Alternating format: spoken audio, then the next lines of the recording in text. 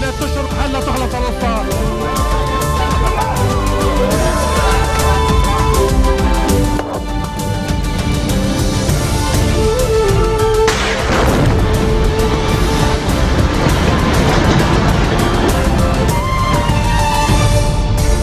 Bonjour à tous et merci de nous rejoindre sur Futur TV pour cette nouvelle édition de la rédaction. Tout de suite, les titres. 25 ans plus tard, le CPL commémore l'offensive syrienne à Barda. Des milliers de partisans ont afflué autour du palais présidentiel. Le général Aoun appelle à l'élection d'un président ni neutre ni consensuel. La Turquie sous le choc au lendemain du pire attentat de son histoire. Des milliers de manifestants pointent la responsabilité du président Erdogan. La piste du groupe État islamique serait privilégiée par les renseignements turcs. Un attentat suicide déjoué en Cisjordanie, 2 femmes palestiniennes tuées dans des bombardements israéliens sur Gaza. Les tensions sont toujours très fortes au Proche-Orient. Ils étaient plus d'une dizaine de milliers ce matin sur la route menant au palais présidentiel de Barda. Les partisans du courant patriotique libre ont commémoré l'offensive des troupes syriennes contre les forces du général Michel Aoun le 13 octobre 1990. La veille déjà, certains ont érigé des tentes sur place. Le général a salué l'engagement de ses militants. Un discours déclamé en présence du président de la formation Gebran Bassil, de députés et de l'ensemble de ses cadres. Évoquant une guerre mondiale contre les aounistes, le chef du bloc parlementaire du changement et de la réforme s'est violemment attaqué à ses détracteurs. Aoun s'est posé en défenseur des piliers de l'État, fustigeant, je cite, la manipulation des lois et des échéances constitutionnelles de l'opposition. Le leader a appelé à des élections législatives sur la base d'une loi électorale à la proportionnelle et à l'élection d'un président de la République qui ne soit pas neutre ou consensuel. Enfantin et irresponsable, c'est en ces termes que Michel Sleiman décrit quant à lui le comportement du CPL. Dans un entretien au quotidien Al-Mustakbal, l'ancien président accuse le parti d'obstruction et de, je cite, jeter la faute sur les autres. Michel Sleiman déclare par ailleurs avoir la conscience tranquille si l'accord sur les nominations militaires est invalidé à cause de lui. L'ancien chef d'État estime en effet qu'un tel dénouement protégera l'armée. Selon lui, cet accord aurait sapé les droits des chrétiens en leur enlevant leur dernière prérogative à la tête de l'État. Il se félicite donc d'avoir réussi à protéger l'armée des interférences politiques. Les derniers préparatifs pour la mise en place du plan des déchets sont en cours, indique ce matin le quotidien Al-Mustakbal. La recherche d'un site d'enfouissement approprié se poursuit, assurent des sources ministérielles. Et selon ces dernières, on n'attendrait plus que l'approbation du Hezbollah sur une nouvelle proposition de dépotoir dans le nord de la Bekaa. Si un accord est donné, le Premier ministre devrait alors convoquer le Conseil des ministres pour ratifier la proposition de Chraïeb. Ces mêmes sources prévoient une réponse du Hezbollah dimanche ou lundi au plus tard, ce qui signifie que le cabinet pourrait se réunir lundi ou mardi. À Akkar, 3 personnes ont été blessées dans des heurts entre des habitants de Srar et des conducteurs de bulldozers. Ces derniers étaient en train de travailler au réaménagement du dépotoir. Des coups de feu ont été tirés. Hier déjà, des résidents de cette localité avaient bloqué des bulldozers en plein chantier. Le site doit être transformé en décharge sanitaire, conformément au plan de gestion des déchets élaboré par le ministre de l'Agriculture. Des familles d'activistes détenus ont observé un sit-in près du commissariat de Ramet El Baïda. Ils réclament la libération de leurs proches arrêtés jeudi soir au centre-ville après les heurts entre les manifestants et les forces de l'ordre. Hier, 2 activistes, Georges Abifadel et Mohamed Ali Kanso, ont été libérés de ce même commissariat. À Ouatta El Moussaïd Bey, des dizaines de personnes se sont également regroupées devant la maison du procureur général Sami Hamoud. Vendredi, 9 activistes, parmi la trentaine arrêtés la veille, avaient été libérés après une journée de mobilisation de leurs compagnons. Parmi les personnes relâchées se trouvent des mineurs et des femmes. Le commissaire du gouvernement près le tribunal militaire, le juge Saker Saker, a engagé des poursuites contre 11 détenus et 19 fugitifs. Nadine Moussa, merci d'être avec nous ce soir. Vous êtes avocate et activiste politique. Vous œuvrez à titre bénévole pour la protection des manifestants. Depuis jeudi, vous suivez de près ce dossier. Selon les informations dont vous disposez, combien de personnes sont toujours détenues par la police? Selon nos informations, nous ne pouvons pas savoir combien sont détenus, mais nous savons pour sûr que 9 activistes du mouvement civil sont encore détenus dans divers commissariats à Beyrouth. Et il semble qu'il y aurait des accusations portées contre eux et qu'ils vont être déférés devant le tribunal militaire, ce qui est totalement aberrant parce que je ne vois pas en quoi le tribunal militaire est compétent pour juger des civils. Après tout, ce sont des activistes, ce sont des personnes civiles, et le tribunal militaire est un tribunal d'exception qui ne devrait,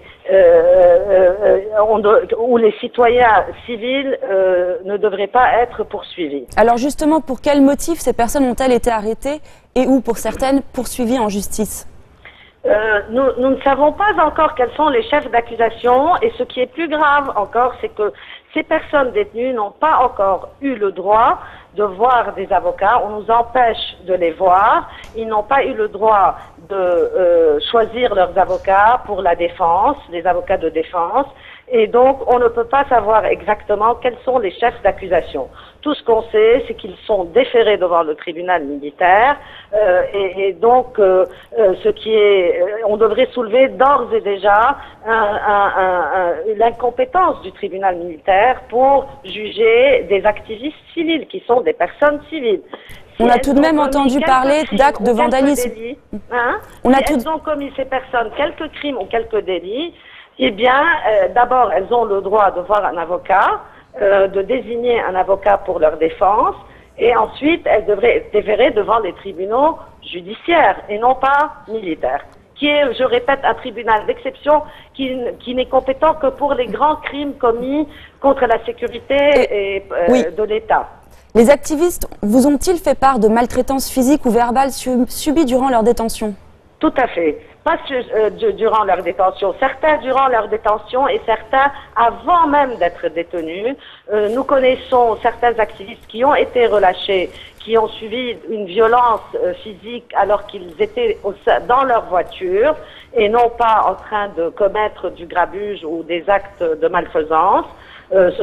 Et des violences verbales aussi? Violence verbale aussi, tout comme il y a des jeunes filles qui ont été arrêtées et qui ont été libérées ensuite et qui ont reporté des actes de violence et notamment d'harcèlement sexuel à leur encontre au sein du camp. Merci beaucoup Nadine Moussa, merci beaucoup. Merci à vous. Dans un instant, nous ferons le point en Syrie où Moscou intensifie ses frappes de soutien au régime de Bachar el-Assad.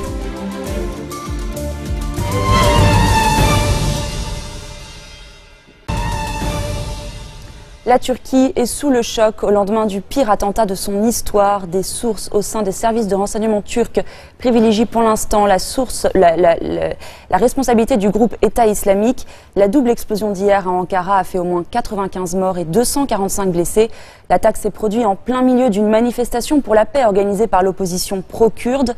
Depuis ce matin, dans la capitale, des milliers de personnes rendent hommage aux victimes. Une marche organisée à l'appel de syndicats, d'ONG et de partis politiques proches de la gauche et de la cause kurde, les mêmes qui avaient appelé au rassemblement pacifique la veille. Les manifestants mettent en cause Recep Tayyip Erdogan, qu'ils tiennent responsable du drame. Ce matin, le quotidien pro-gouvernemental Sabah suggère que le PKK pourrait être l'auteur de cette attaque. Les rebelles du Parti des travailleurs du Kurdistan dénoncent quant à eux une conspiration du gouvernement AKP pour rester au pouvoir, alors que des élections anticipées sont prévues le 1er novembre.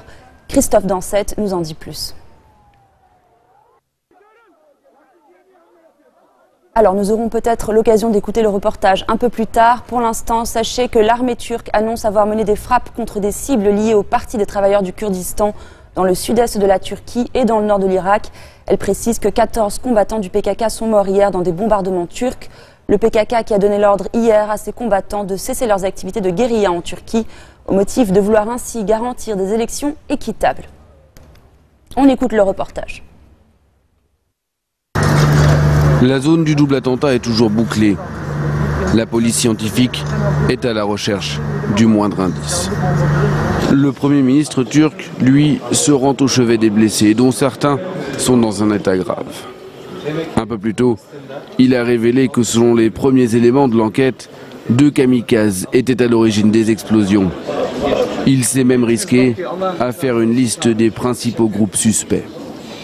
Daesh, le PKK, le parti d'extrême gauche MLKP et le DHKPC. Une enquête complète est en cours. Devant l'hôpital, des dizaines de personnes cherchent à avoir des nouvelles de leurs proches. Cette femme vient d'apprendre le pire. Mais qu'est-ce que je vais dire à sa grand-mère? Ma Götze est partie. Face à l'affluence, Les autorités ne laissent rentrer les visiteurs qu'au compte-gouttes. Parfois, certains essayent de forcer le passage, signe de la tension qui règne. Ici, beaucoup estiment que le gouvernement, à 3 semaines des élections, a sa part de responsabilité. Pourquoi est-ce qu'il n'a pas pris plus de mesures de protection? Il aurait dû. S'il avait voulu, il l'aurait fait. Le gouvernement savait très bien qu'il y aurait une manifestation ce samedi. Il y avait des services de renseignement. Il connaissait les risques. Des accusations alors que la communauté kurde est toujours sous le choc de l'attaque de Suruç du 20 juillet dernier. L'attentat avait fait 33 morts et il n'a jamais été élucidé, même si le gouvernement a pointé la responsabilité de l'organisation de l'État islamique. Cette fois-ci, à Ankara, tout le monde veut des réponses rapides. Et l'armée turque intervient également en Syrie. Ankara assure que 3 de ses F-16 ont été attaqués par des avions syriens et des systèmes de missiles au sol, mais aussi poursuit le communiqué militaire par 2 Sukhoi russes. Le week-end dernier déjà, la Turquie avait monté le ton face à la Russie après 2 violations successives de son espace aérien. Cette annonce intervient alors que pas plus tard qu'hier, Washington a fait part de progrès dans les discussions menées avec Moscou sur la sécurité des opérations aériennes en Syrie. Moscou qui intensifie ses frappes de soutien au régime de Bachar el-Assad. Ces dernières 24 heures, l'aviation russe assure avoir détruit 53 positions terroristes. Des raids menés sur les provinces de Hama, Latakia, Idlib et Raqqa, selon le ministère russe de la Défense. Et on a appris il y a quelques heures la libération de Jacques Mourad, prêtre syriaque catholique, 5 mois après son enlèvement par le groupe État islamique à Palmyre. Il se trouve actuellement dans le village de Zeidal, à 5 km de Homs, où il a célébré la messe ce matin. Forte au Proche-Orient, la police israélienne a déjoué un attentat suicide en Cisjordanie. Son auteur, une Palestinienne, a été blessée. Plus tôt, 2 femmes palestiniennes ont été tuées dans des raids israéliens dans la bande de Gaza. Il est tôt ce matin à l'entrée de Maale et Adoumim, banlieue est de Jérusalem. Un policier remarque une voiture suspecte et lui demande de s'arrêter. Immédiatement, une Palestinienne en sort et tente de faire exploser le véhicule. Elle est blessée, le policier aussi. Dans la nuit, de nouveau, des roquettes venues de la bande de Gaza visent le sud d'Israël. En réponse, l'aviation israélienne riposte. L'armée dit avoir bombardé 2 usines de fabrication d'explosifs du Hamas. Une maison est touchée. À l'intérieur, une femme et sa fille de 2 ans meurent sur le coup, selon des sources palestiniennes. Dans les rues de Gaza, les militants du Hamas défilent et appellent au soulèvement contre Israël. Un peu plus tôt, des dizaines de Palestiniens ont affronté l'armée israélienne à Gaza. 2 d'entre eux, des adolescents, sont tués. À Jérusalem non plus, pas de répit.